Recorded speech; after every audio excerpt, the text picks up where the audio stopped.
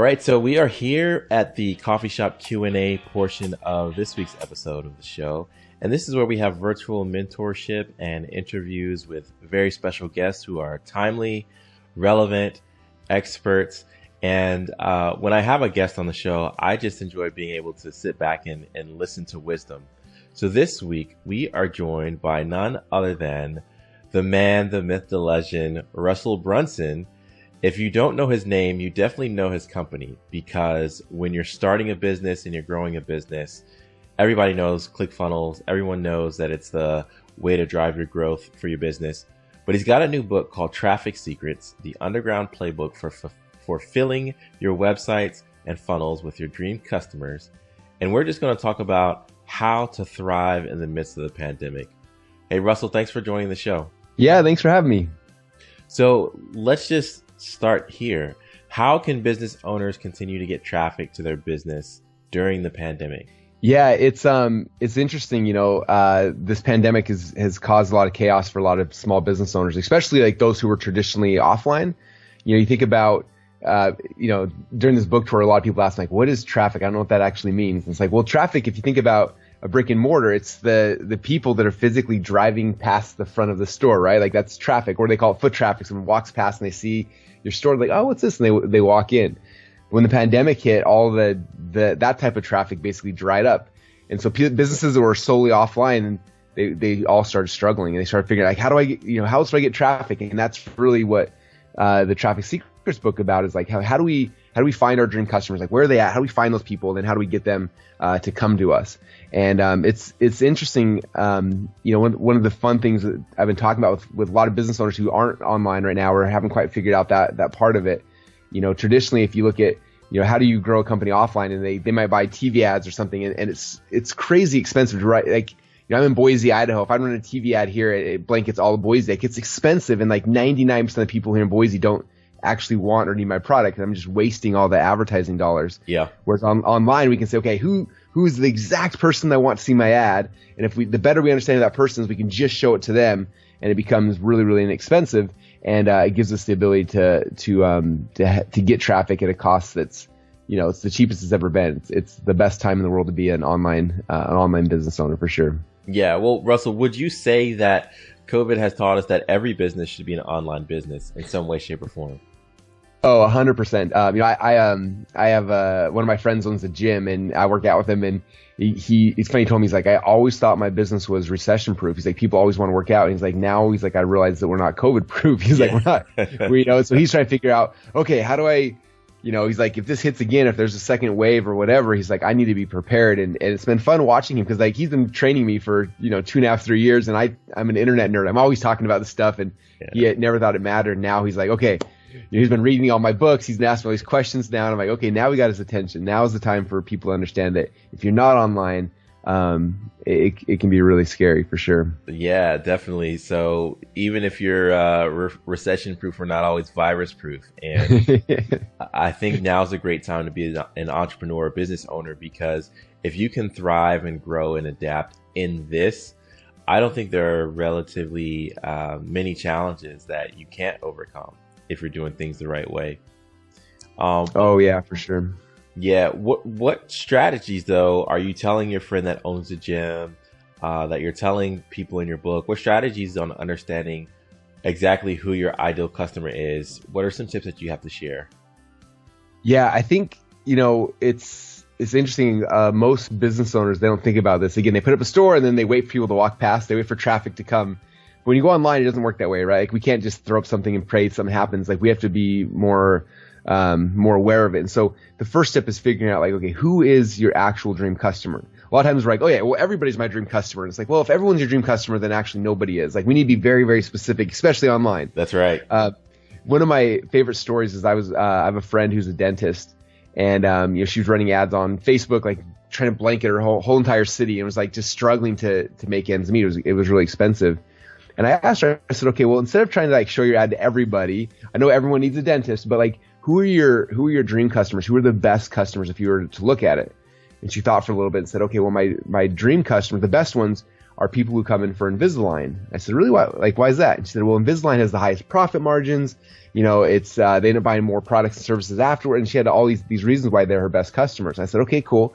I'm like, well, what do we know about people that have Invisalign? Like, I want as many details as you can give me. And she did some research. She said, okay, well, they make about this much money per year. These are the neighborhoods they actually live in. Here's, she had all these different things that she knew about that customer. Mm-hmm. I said, okay, let's go back. Let's turn off all of your ads that are just blanketing everyone, wasting your money.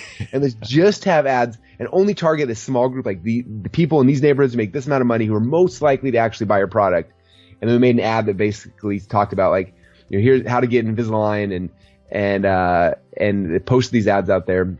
And what's crazy is two things. Number one is her cost of advertising dropped down about 10% of what it was before, because she was only showing ads to very certain groups of people.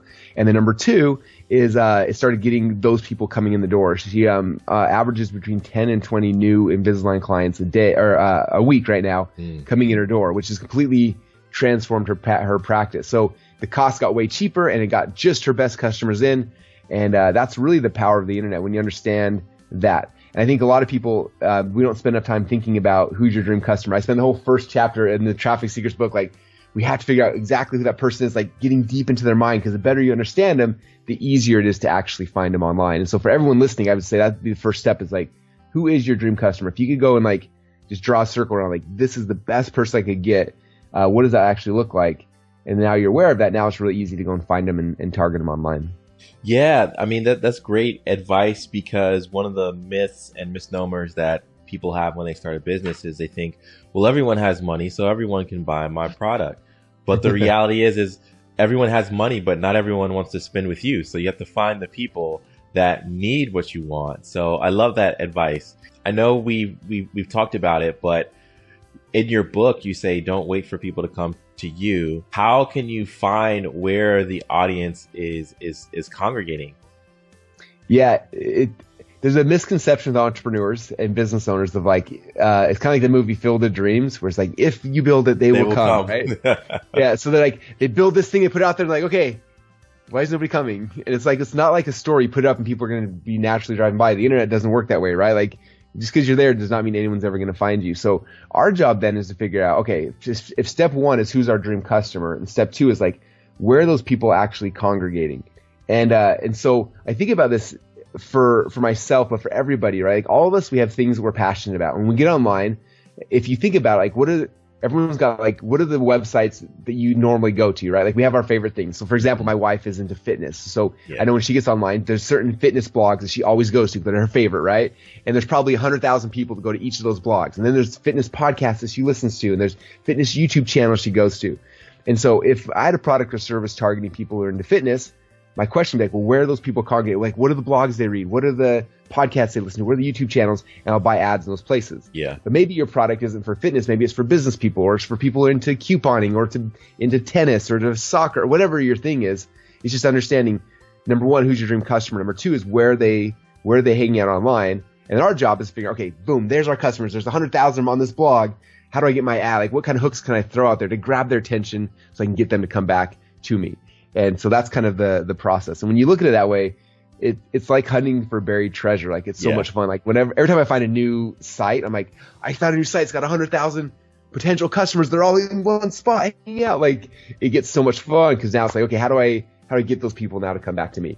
And that's the game that we play with traffic. So Russell, let's break down the game, man. How can business owners master these tactics that you're doing before other people? Because I feel like you're dropping some exclusive stuff here. So what are some of the ways that business owners can master these tactics? Yeah, it's actually easier than people think. In fact, the biggest secrets are literally like in plain sight, and most people miss it. Yeah. So let me explain what I mean by that. What I do is, when I go on Facebook or Instagram or whatever, like, the first step is I literally tell people, I'm like, go unfriend all of your high school buddies and your college buddies, because they're just going to get in fights with you about dumb stuff. I was like, go find the people who are already advertising to your dream customers, and find those people and follow them, right? So I follow all the people that are already selling to my dream customers. And then what I do, when I log into Facebook or Instagram, I start looking, like, what are the ads that they're putting out there? What's the content they're posting? And I'm looking to see what are the things that get the best results. Like, what are the things that Facebook's rewarding? What are the things that get people to comment? So for example, I'm obviously an author, and so I follow a lot of other authors. Like, what are they doing to sell their books? Yeah. And I saw this one ad from my buddy, and he literally had his book, and I don't know, he had dipped it in like lighter fluid or something. He lit it on fire, and he's like, and there's this ad. He's like, my book is literally on fire. You got to get a free copy of it. And I looked at this ad, it had over 1 million views. I was like, oh my gosh, like that's so cool. Yeah. Like he did something there that worked. So I called him. I was like, hey, do you mind if I do that with my book? And he's like, oh yeah, go for it. So I took my book and I dipped it in lighter fluid and I lit it on fire, and I didn't know like the lighter fluid was like dripping down my arms, and the book's like it's like burning. Anyway, it was a really bad idea, but like so it wasn't like CGI. It wasn't photoshopped in later. That was legitimate flames, and it hurt. Oh man! But I made the ad real quick. I'm like, my book's literally on fire, and I threw the book. I'm like, oh, but again, I took that ad and I posted it, and it did the same thing. It went crazy viral. It had tons of success and sold tons of books for me. And so that's what I'm talking about, like figuring out what's working before anyone else. It's not like, don't buy a course that someone's going to tell you, but 6 months later that teaches you the big secret. It's like, look right now, like what's working today. Yeah. Because Facebook's going to show you, and Instagram, all these channels will show you what's working because it's going to show up in your feed. And we can look at that and we can model it for ourselves. Yeah, I have an intern that is interested in design and copywriting, and one of the tools that we're working through together is Facebook Ad Library, and just going on there and saying, okay, well, what do you like? What do you not like? And so we're helping him understand, what makes good branding and what doesn't. And so, though, really quickly while we have you here, what are some examples of hooks that you can throw out to get people's attention? I mean, if you've got a burning book, I'm going to take a look. But what is something else that you could share? Yes, a burning book is a great hook. But I think about it like my job as a business owner. I always imagine that my dream customers are sitting at home, bored out of their mind, especially during this whole pandemic. They're sitting on their phone and they're sitting on the couch scrolling through Facebook or Instagram, like hoping to find something to grab their attention, right? They're bored.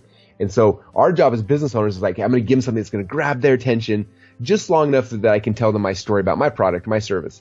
And so I literally use my phone. This is my video production studio. People always ask me, like, who do you hire to build your commercials? And I tell them I hire my kids. I pay my kids $1 for every ad they help me create. So my production budget's $1. And then when I do, I'm looking for things in my environment that would grab someone's attention. So for an example, a little while ago, my kids and I were walking downtown and walked by this hotel. And in the lobby of the hotel, there was this big, huge green rhino. And I was like, that is so random. But I was like, if I was scrolling and I saw that, I'd be like, wait, what? So we ran inside the lobby. I got my phone out, had my kids click record, and the audio quality was horrible in this lobby because it was like it was super loud. Yeah. I was like, hey, I'm Russell Brunson. I'm standing here in front of this big green rhino, and I'm here today to talk about my new product. And I talked about my product. And the ad took 1 minute to create the entire ad from start to finish. I paid my kids $1 for their time. And I took that ad and I said, okay, just show this to my dream customers. And that ad now, it's been live for a little over a year now. It's been seen over 1 million times. It's sold over 10,000 copies of my book for me, and it just keeps working. Wow. And that was just an example of a hook. And so for me, and any business owner, I tell them, I'm like, look, get your phone and look around your environment. What's something that would grab someone's attention? I did the other day at my daughter's soccer game, and she was like doing something. She was kicking the ball. I'm like, hey, you stand right here. I'm gonna make a video. And she's kicking the ball in the background. I'm like, hey, I'm here at my daughter's soccer game, and I want to tell you about my new thing. And we recorded that, and right now that ad's doing really well for us as well. So it's like figuring out like what are things that you can create really fast and easy that's going to grab someone's attention just long enough you can tell them your story about your product or your service, and then from there you invite them to come back to your website. And that's kind of how it works. Russell, that is gold, man. I've enjoyed having you here. I wish I could have you for longer. I hope to have you back, but I know you've got a busy day ahead of you. Can you tell people where they can learn more about you, where they can find the book, and maybe where that cool rhino is if they're ever in your town? Yeah, definitely. So if they want a copy of the book right now, obviously you can go to Amazon and search Traffic Secrets. It'll pop up there. But we're in the middle of like the launch right now, which is so exciting for me. So I pre-bought a whole bunch of hardbound copies of the book, and right now we're giving them away for free if they go to trafficsecretsbook.com. So it's trafficsecretsbook.com. And you can go there and let me know your shipping address, and you just cover the shipping handling costs, and we'll ship you out a free copy of the hardbound version. And that's kind of how it works. So I appreciate you letting me hang out with you, man. This is a lot of fun, and I hope that this provides value to your audience and help them get traffic back to their websites as well. Of course, man. Enjoyed having you. Next time you're in Baltimore, let me know. Awesome. I'll definitely come hang out. It'll be fun. Awesome. All right. Have a great day. You too. Thanks, man. All right.